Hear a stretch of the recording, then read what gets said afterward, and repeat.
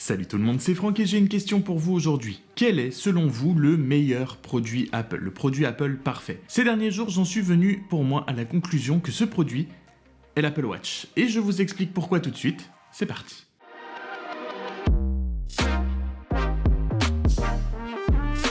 L'Apple Watch première du nom a été présentée en 2014 lors de la conférence Apple. On en est maintenant en 2022 à l'Apple Watch série 7, donc on a quand même pas mal d'itérations qui sont sorties depuis. Je suis personnellement avec une Apple Watch série 4 depuis sa sortie, c'est-à-dire depuis 2018. Et l'autre jour, en la regardant, je me disais, pourquoi changer ? En fait. Si vous ne le savez pas, je suis un grand fan des produits Apple, malgré le prix qu'ils coûtent. Oui, je n'aurais absolument jamais de la vie pensé mettre aussi cher dans une montre. J'aime avoir un petit peu les dernières nouveautés. C'est aussi pour ça, évidemment, que j'ai une chaîne tech, mais j'aime avoir les derniers produits quand c'est possible. Et l'Apple Watch 4 était la première qui me faisait vraiment envie après la série 1, 2 et 3. C'était le premier gros changement de l'Apple Watch. Mais on va pas aujourd'hui parler de pourquoi est-ce que je la trouve parfaite quand je la porte au poignet. On va plutôt parler de l'évolution de l'Apple Watch et pourquoi est-ce que du côté de la marque ça donne l'impression que c'est le produit parfait. Et on va commencer tout simplement par le design. Le design, c'est quelque chose de très subjectif et j'ai envie de dire c'est la seule chose qui porte à débat sur l'Apple Watch. Il y a des gens qui aimeraient avoir quelque chose de plus rond pour que ça fasse plus vraie montre. Personnellement, je trouve que le design est très bien comme ça. J'ai pas forcément besoin d'une montre ronde, ça s'adapte très bien à l'utilisation. Je trouve que la Galaxy Watch avec le format rond est aussi une très bonne idée sur le point de vue de l'utilisation.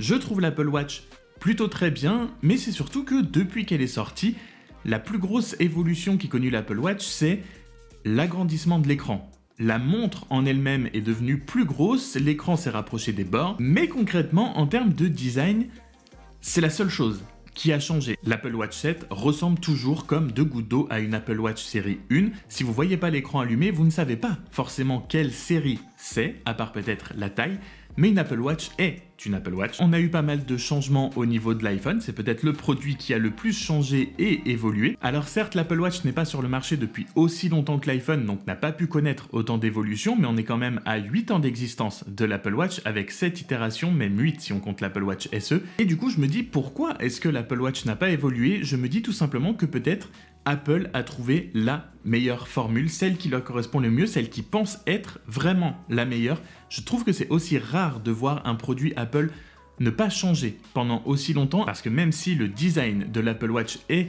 le point qui fait le plus débat parmi les possesseurs et les gens qui pourraient peut-être en acheter une, ça reste quand même la montre la plus vendue au monde. Le marché des montres connectées est certes moins compétitif que le marché des montres de luxe en termes global, mais l'Apple Watch est la montre la plus vendue au monde, qui est quand même plutôt pas mal pour une montre qui fait aussi débat sur son utilité tout court à acheter et à avoir au poignet, mais ça c'est encore un autre sujet. Si on reste sur le thème du design, je pense que si l'Apple Watch n'a pas évolué depuis tout ce temps-là, c'est que la formule est très bonne, que la formule plaît. Donc je pense que Apple n'a juste pas trouvé de meilleure formule pour l'instant, ou n'a peut-être juste pas besoin de la changer parce que ça marche. Tout simplement. Et puisqu'on parle du peu d'évolution du design, on peut aussi parler du peu d'évolution de la montre en elle-même et de ce qu'elle propose, puisque comme je vous l'ai dit tout à l'heure, la seule chose qui peut faire la différence entre un modèle et un autre quand on le voit, c'est soit l'écran allumé, soit la taille de la montre. La seule grosse évolution majeure, j'ai envie de dire, de l'Apple Watch a été l'Apple Watch Series 4, c'est celle qui m'a fait acheter une Apple Watch avec un écran plus grand. Les séries 1, 2 et 3 avaient un écran vraiment petit et beaucoup d'espace gâché. La série 4 est venue augmenter la taille de l'écran et combler un petit peu cet espace de vide. La taille du boîtier en lui-même a aussi augmenté. En termes de fonctionnalité et de nouveautés donc à l'intérieur de la montre, on retrouve sur l'Apple Watch série 4 pour la première fois l'électrocardiogramme et les notifications pour quand votre rythme cardiaque est soit trop élevé, soit trop bas, et la détection de chute. Donc tout ce qui concerne la santé, et c'est notamment l'aspect principal sur lequel se concentre Apple avec l'Apple Watch, l'aspect santé a connu une très grosse évolution avec l'Apple Watch Series 4, en plus du design, d'avoir un écran plus grand, etc. Alors que si on regarde depuis l'évolution de l'Apple Watch entre la série 4 et la série 7 maintenant, sur le terme de la santé, tout ce qu'on retrouve en plus, c'est la mesure du taux d'oxygène dans le sang. Et enfin, on a un écran allumé en permanence qu'on peut désactiver si on a envie, et plus grand, voire peut-être trop grand, mais ça c'est encore un autre débat. Mais concrètement, entre la série 4 de 2018 et la série 7, on a la mesure du taux d'oxygène dans le sang, accompagné de quelques toutes petites améliorations comme une boussole, un altimètre, ce genre de choses qui vont être utiles que pour des situations très spécifiques. Ah oui, pardon, j'ai oublié, on a maintenant sur la série 7 un clavier pour pouvoir taper ses messages.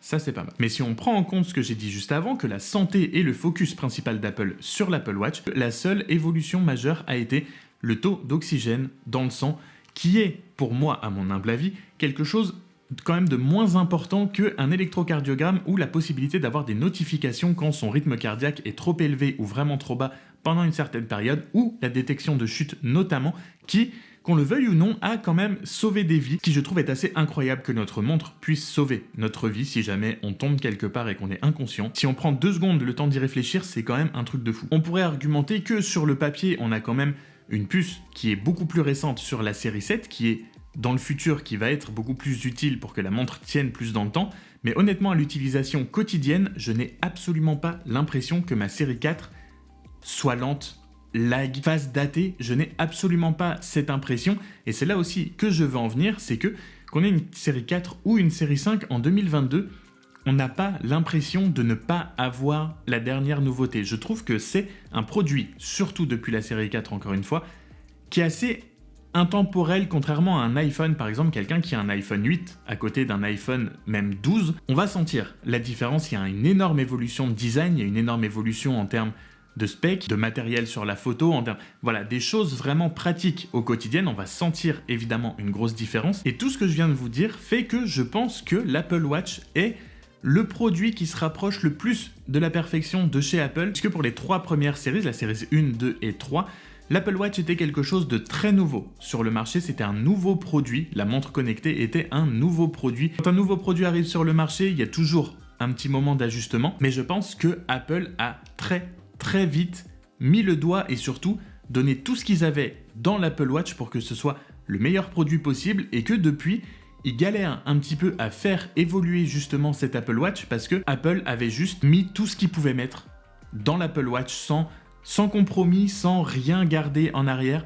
Ils ont tout donné et on est arrivé avec un produit qui évolue depuis très peu parce qu'il a déjà tout ce qu'il faut. Je suis sûr que dans les années à venir, l'Apple Watch va énormément évoluer avec des nouvelles technologies, des nouvelles choses qu'on va pouvoir faire et intégrer à l'Apple Watch. Mais là, tout de suite, en 2022, je ne vois pas ce que je pourrais demander de plus à mon Apple Watch que ce qu'elle fait actuellement. L'Apple Watch a atteint un petit peu ce pic avant la prochaine grande révolution. Si vous avez des idées, s'il y a des choses qui vous manquent sur votre Apple Watch, n'hésitez pas à le dire en commentaire. Voilà, ce sera tout pour moi pour aujourd'hui. J'espère que cette vidéo vous aura plu, qu'elle vous aura intéressé. Dites-moi en commentaire aussi quel est pour vous le produit qui se rapproche le plus de la perfection, le produit Apple que vous trouvez le plus parfait, le plus abouti. N'hésite pas à t'abonner avant de partir si c'est pas déjà fait, ça me fera toujours évidemment vraiment plaisir. Pour ce, comme d'habitude, prenez soin de vous, on se retrouve très vite dans une prochaine vidéo. Salut!